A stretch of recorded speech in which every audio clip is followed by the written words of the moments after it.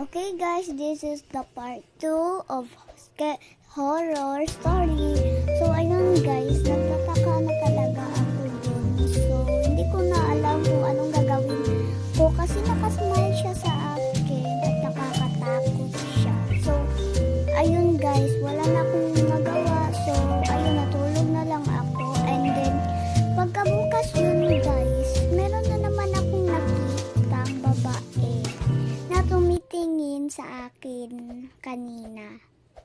So, ayun guys, nagtataka na naman ako. Hindi ko na alam kung anong gagawin ko nga guys, diba? Scary diba siya guys? So, yun lang.